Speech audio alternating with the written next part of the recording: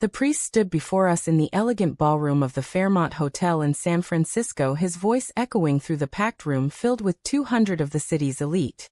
My heart raced wildly in my chest as I stood there in my exquisite white gown facing Alex, the man my family had chosen for me to secure our family's business future. Then I spotted her, Elaine, standing near the lobby entrance, her suitcase at her feet, ready to board a plane and leave the city and my life behind forever. And in that moment I knew I could not say I do. I ripped the veil from my head, letting it flutter to the marble floor, my hands trembling as I gathered the heavy skirt of my dress and began to run down the long aisle, the sound of my heels echoing amid the sudden murmurs and gasps from the guests. My parents' faces twisted in shock, my mother calling out my name in Vietnamese mixed with English. But I did not stop. I could not stop the years of hiding my true self flooding me with a force I could no longer contain. I burst through the double doors into the grand lobby where Elaine was turning away, her shoulders slumped in defeat, and I shouted her name. She spun around, her eyes widening in disbelief as I closed the distance, and without a word pulled her into my arms, pressing my lips to hers in a kiss that held all the love, the pain, and the longing we had shared in secret. The world exploded around us, guests pouring out, security rushing forward, flashes from phones capturing the moment, but I did not care. For the first time in my life, I was choosing me, choosing us. Elaine's lips were warm and familiar, tasting of the coffee we shared in hidden cafes, and the tears we shed in stolen moments. She pulled back slightly, her hands on my face, whispering, "Demi, what are you doing?" But I kissed her again, deeper, ignoring the chaos, the shouts of my father demanding, "What the hell is going on?" As we broke apart, I grabbed her hand and we started moving toward the exit, my gown trailing behind me like a discarded life. The weight of what I had just done hit me like a wave. The family I had betrayed, the future I had destroyed, but looking at Elaine's face, the shock turning to hope, I knew there was no going back. We hailed a cab outside the hotel, the driver staring at my wedding attire but saying nothing as we sped away from the Fairmont, the city lights blurring past.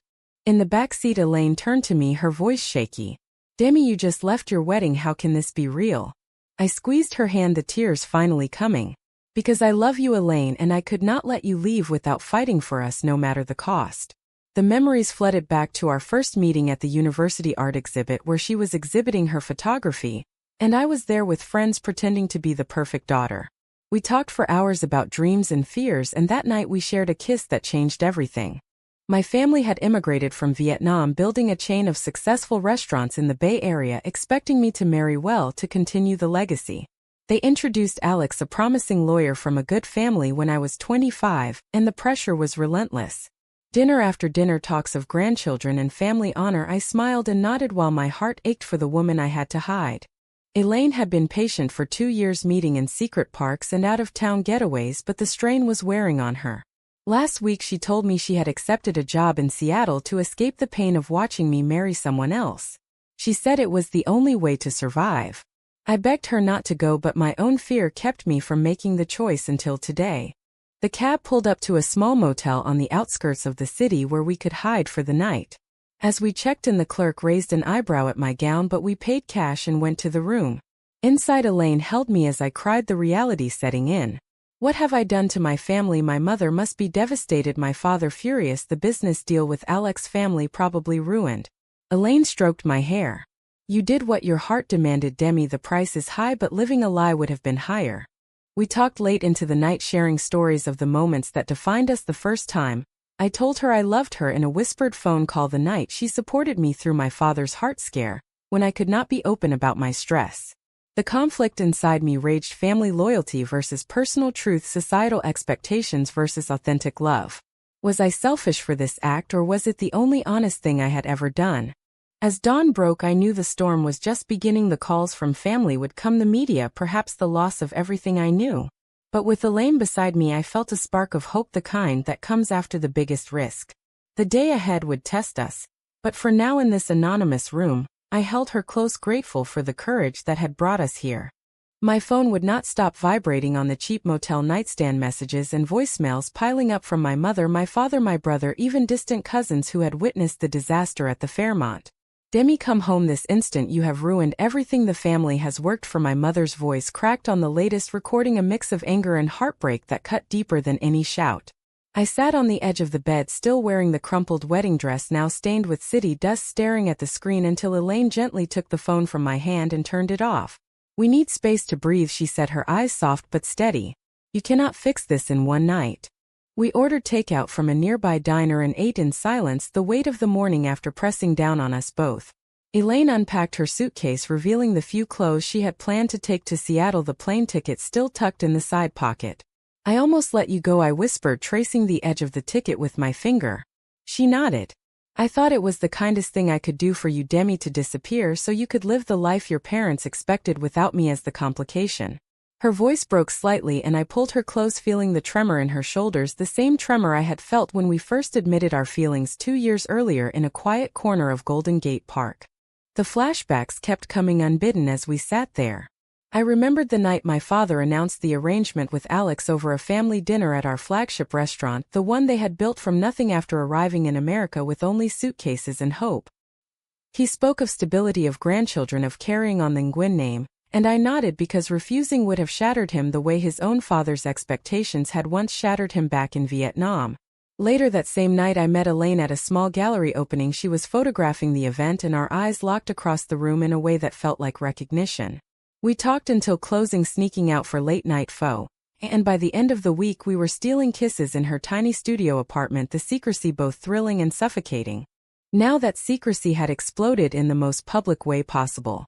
By afternoon, social media was flooded with videos of the kiss clips from guests' phones, shared under headlines like "Runaway Bride Kisses Woman at Luxury Wedding." Comments poured in, some calling me brave for choosing love, others labeling me selfish, a disgrace to immigrant families who sacrificed everything for their children. One post from a distant relative tagged my brother, calling for a family boycott of our restaurants until I apologized and returned to Alex.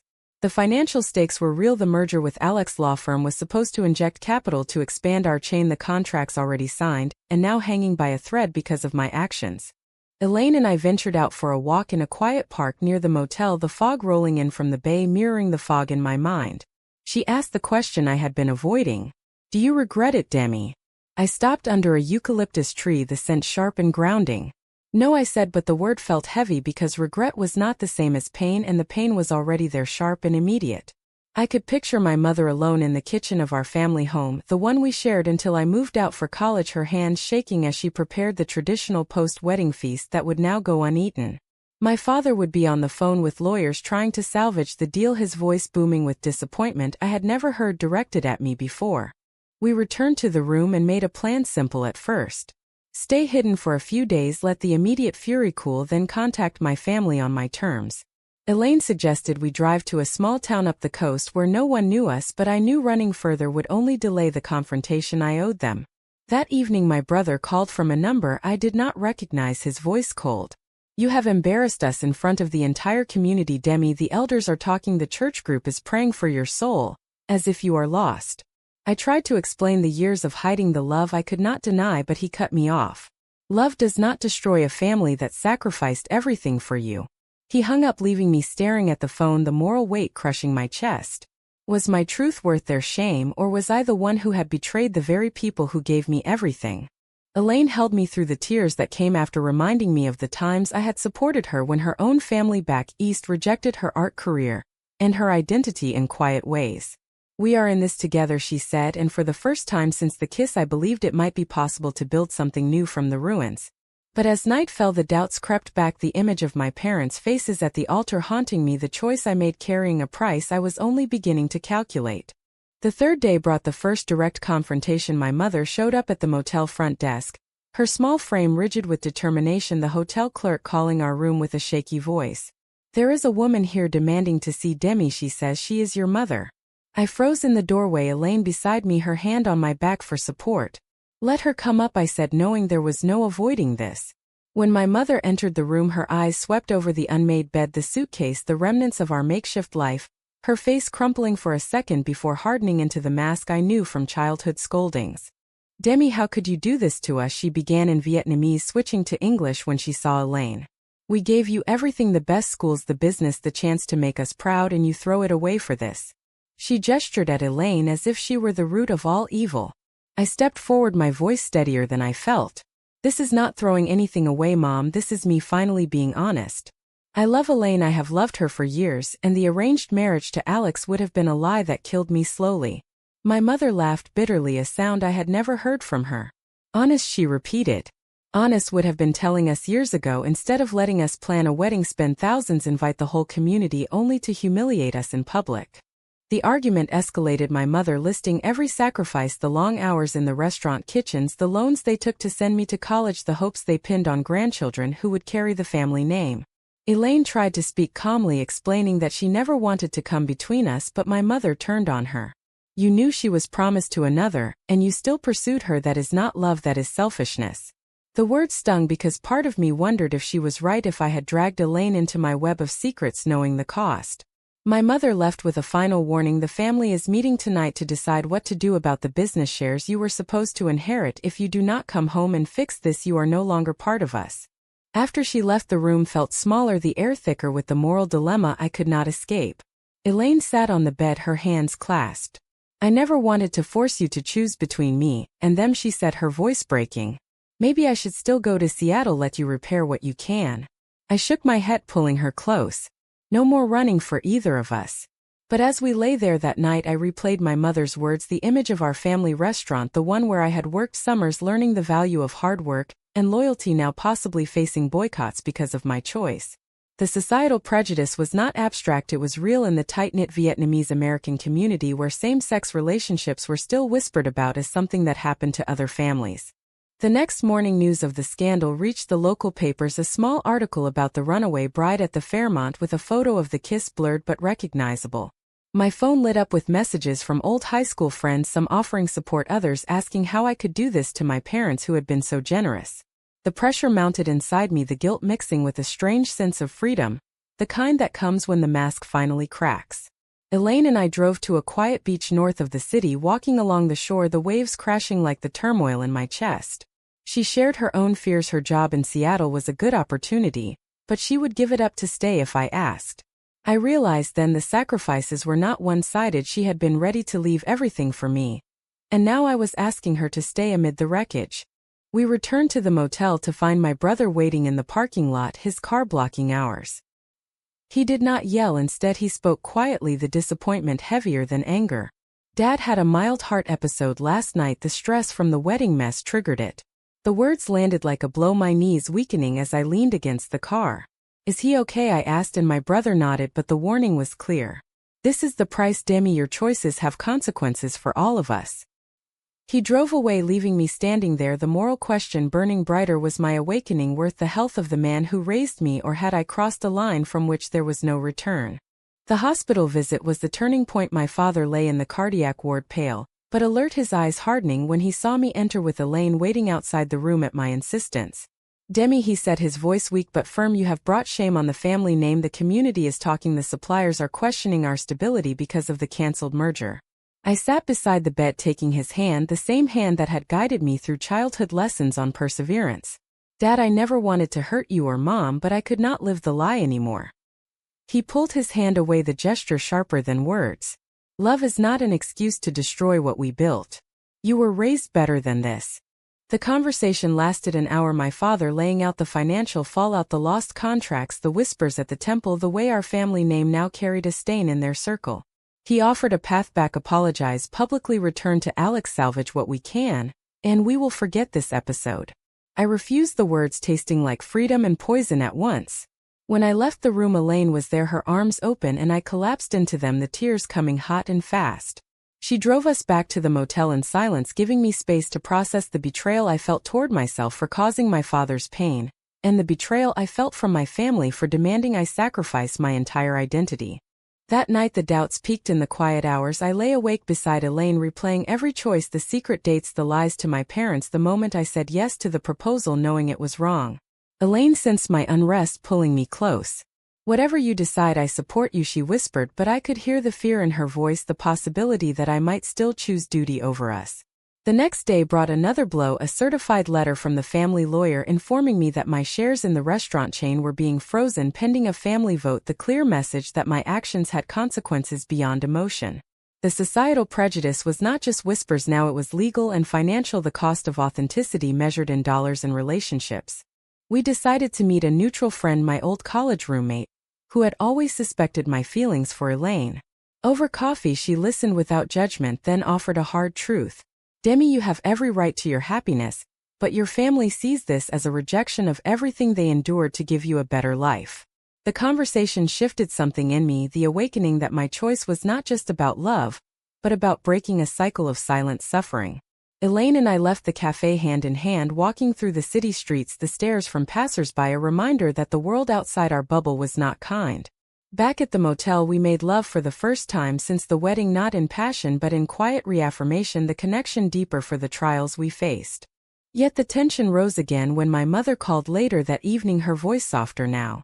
Your father is home, but he asks for you every day. Come back, Demi, we can work through this as a family.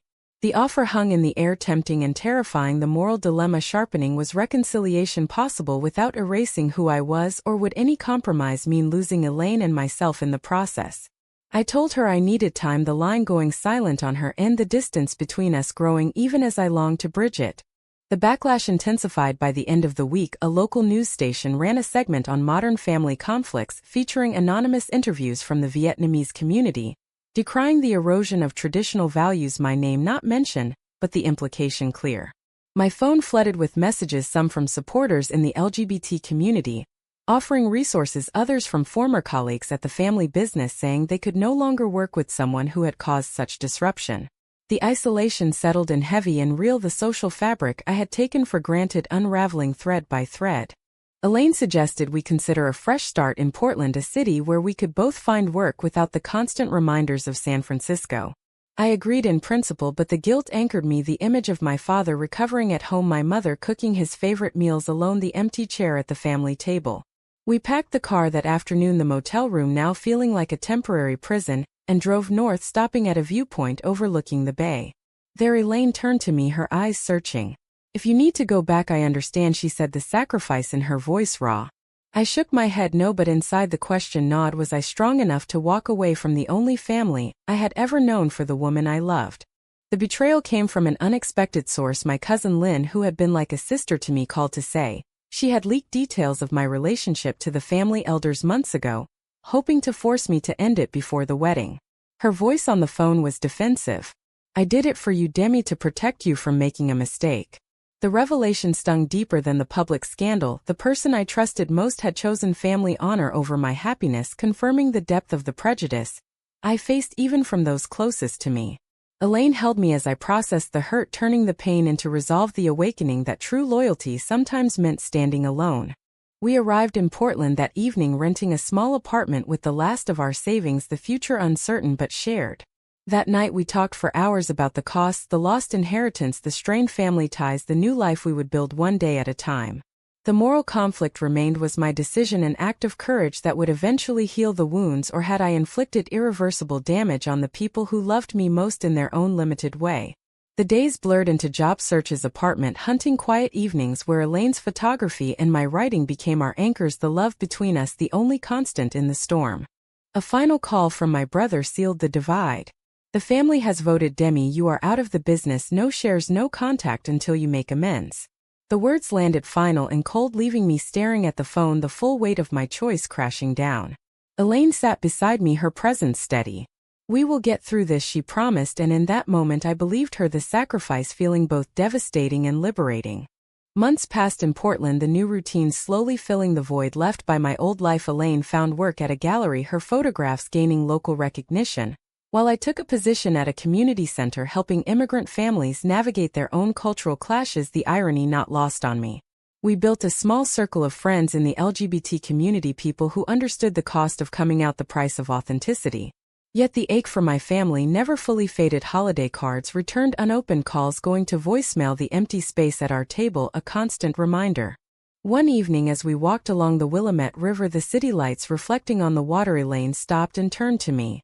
Demi, I have been offered a major exhibition in Seattle. It would mean moving again, but only if you want to. I looked at her, the woman who had waded through the chaos, the one whose love had given me the strength to run that day in the Fairmont lobby. The choice was mine again, smaller this time but no less significant. We decided to go together, the move symbolizing a new chapter, the sacrifices of the past now part of the foundation rather than the weight.